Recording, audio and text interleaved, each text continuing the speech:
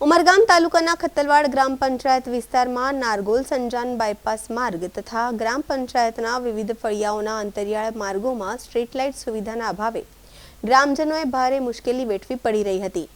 સરપંચ સુરેન્દ્રભાઈ ટંડેલ દ્વારા ગ્રામ પંચાયત વિસ્તારમાં street light સુવિધા બહાલ કરવા તાલુકા પંચાયતમાં દરખાસ્ત કરી હતી।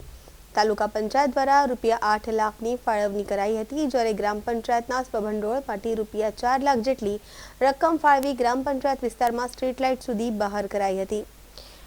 પંચાયતના જાગૃત સરપંચ દ્વારા ગ્રામ પંચાયત વિસ્તારમાં થયેલા કામોથી ગ્રામજનોમાં આનંદની લાગણી જોવા મળે છે। સરપંચ સુરેન્દ્રભાઈ ટંડેલ દ્વારા વિકાસ કામો અંગે જાણકારી આપવામાં આવી હતી। હું ખત્તલવાડા સરપંચ સુરેન્દ્ર ટંડેલ।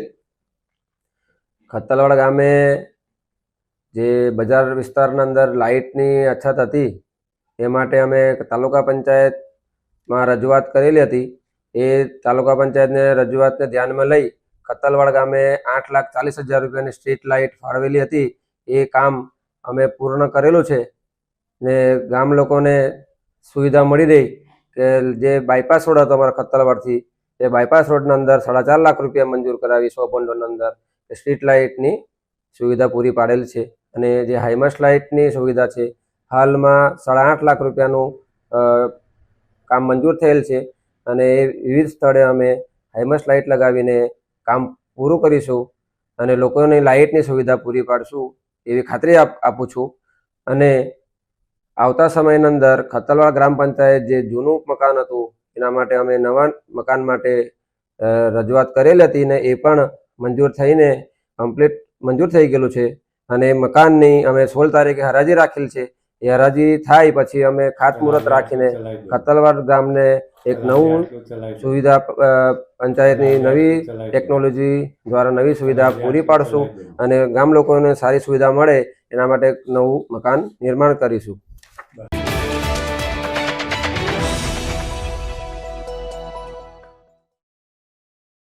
દમણ કચ્છીગામમાં ભંગારના ગોડાઉનમાં આગ લાગી છે। રહેણાંક વિસ્તાર નજીક આગથી એક બાળક અને સ્ત્રીઓ સહિત 6 વ્યક્તિઓને ઈજા થઈ છે। ઈજાગ્રસ્તોને સારવાર માટે હોસ્પિટલ ખસેડાયા છે। આગ લાગવાનું કારણ હજી પણ અકબંધ છે। ગોડાઉનમાં મોટી માત્રામાં જ્વલનશીલ સામાનનો જથ્થો હોવાથી આગે મોટું સ્વરૂપ ધારણ કર્યું છે। વધુ ફાયર બ્રિગેડની ટીમોના આગ પર કાબુ મેળવવા પ્રયાસ છે।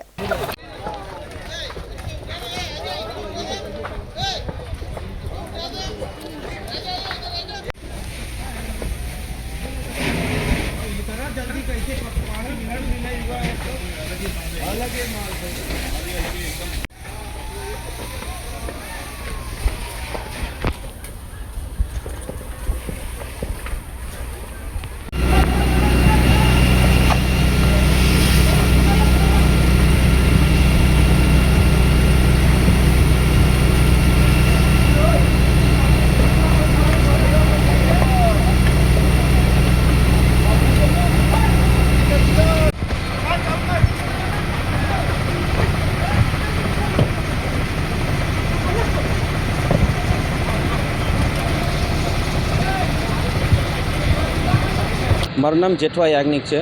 લીડિંગ શું ઘટના થઈ હતી અને ક્યાં ઘટી?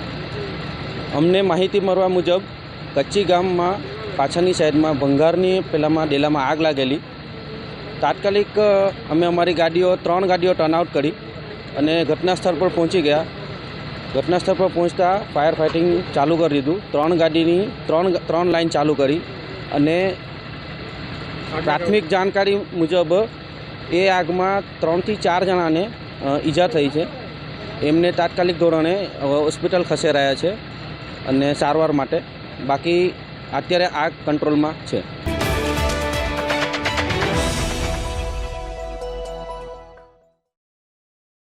વલસાડના ઓવાડા ગામના મુખ્ય માર્ગ પર બાઇક સર્વિસમાં મૂકવા જઈ રહેલ બાઇક ચાલક સાથે ભૂંડ અથડાતા અકસ્માત સર્જાયો હતો।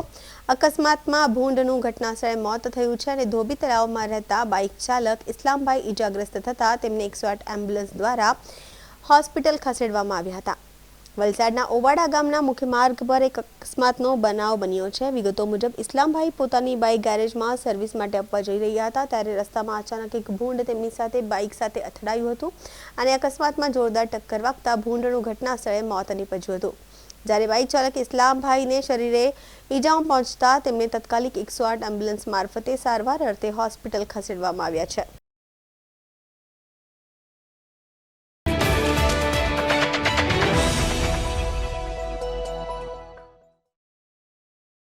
નારગોલમાં શિક્ષકની કારસ્તાની ઊંઘ તો ઝડપાયો, બાળકોને રામ ભરોસે મૂકી દીધા હતા. નારગોલ નવા તળાવ પ્રાથમિક શાળામાં એક શિક્ષકની કારસ્તાની સામે આવી છે. શિક્ષક સતત અનિયમિત રહેતા હોવાની ફરિયાદ હતી, પરંતુ આજે તેઓ વર્ગમાં બાળકોને રામ ભરોસે મૂકી ઊંઘતા જોવા મળ્યા હતા. ગામના આગેવાનો શાળાની મુલાકાતે પહોંચ્યા હતા ત્યારે આ શિક્ષક યાજ્ઞિક મોહનભાઈ ટંડેલ વર્ગમાં ટેબલ પર જ ઊંઘતા જોવા મળ્યા હતા. આગેવાનોએ પૂછતા શિક્ષકે જણાવ્યું કે બાળકોને લેસન આપ્યા બાદ તેઓ ઊંઘી ગયા હતા, કારણ કે રાત્રે ઉજાગરો હતો. આ ઘટનાથી ગામમાં ભારે રોષ ફેલાયો છે. ગામના લોકો શિક્ષક ઉપર કાર્યવાહીની માંગ કરી રહ્યા છે. શિક્ષકની આ કારસ્તાનીને શિક્ષણની બાબતમાં ગંભીર ઉણપ ગણાવવામાં આવી રહી છે. શિક્ષણ વિભાગને આ બાબતે જાણ કરવામાં આવી છે અને શિક્ષક સામે કાર્યવાહી કરવાની માંગ પણ કરવામાં આવી છે. શું શિક્ષણ વિભાગ આ બાબતે કડક કાર્યવાહી કરશે? યાજ્ઞિક મોહનભાઈ ટંડેલ. યાજ્ઞિક મોહનભાઈ ટંડેલ, ક્યાંથી આવો છો? અત્યારે નારગોલમાં જ રહેવાનું છે. વતન ક્યાં? વતન નવસારી. નવસારી કઈ જગ્યાએ? નવસારીમાં કંડી. કેટલા વર્ષની નોકરી કરો? મેં તે 14 વર્ષ નોકરી કરી રહી. કઈ જગ્યાએ? ત્યાં રાજપીપળા પર. રાજપીપળા. શું કરતા હતા તમે? સૂતેલા કેમ ઊંઘતા હતા ચાલુ સ્કૂલમાં? આનો ઉજાગરો હતો? તમે ઉજાગરો હતો એમ કે બોલો. મારે પ્રોબ્લેમ હતો. શું પ્રોબ્લેમ? તમારા મુખ્ય શિક્ષિકા ક્યાં છે? એક બેંકમાં ગયા છે. બેંકમાં? કેટલા દૂર? બેંક કેટલા ક્યાં આવી? મને કીધું કે શાનું બેંકમાં શું કામ કર્યું? આપણે ત્યાં આપણે તમે સૂતેલા, મુખ્ય શિક્ષિકા અહીંયા હાજર નથી. તમે અહીંયા ઊંઘવા આવે?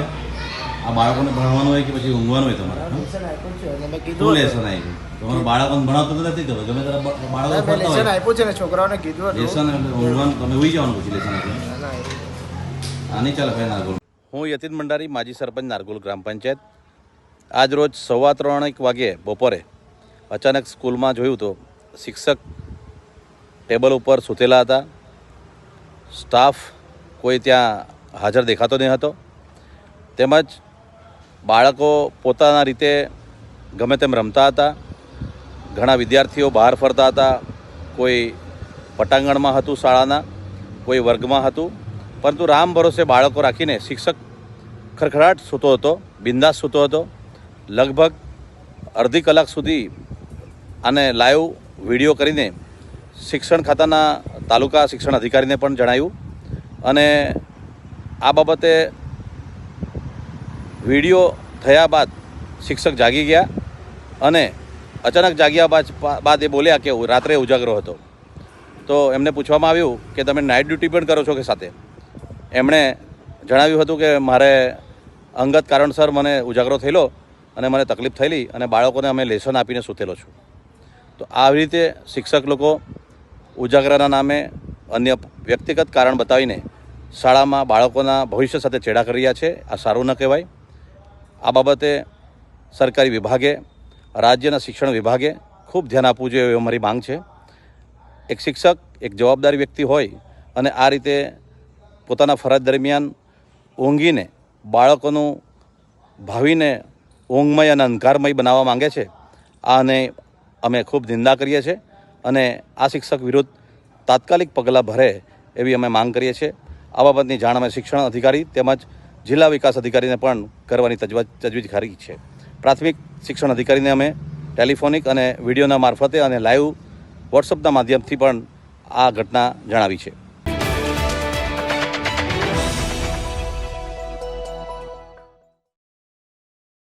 વલસાડ રૂરલ પોલીસે ભોમાપાડી 4 રસ્તા પાસેથી એક રિક્ષામાં લઈ જવાતા 28,000 રૂપિયાના વિદેશી દારૂના જથ્થા સાથે એક મહિલા અને 2 યુવકોને ઝડપી લીધા છે.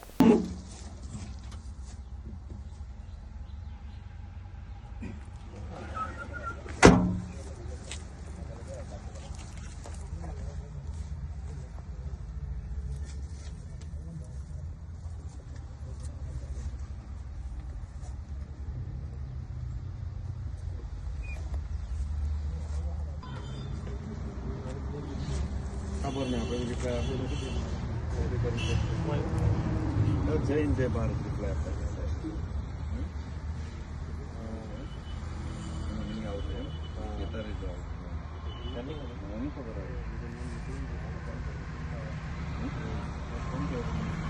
આવે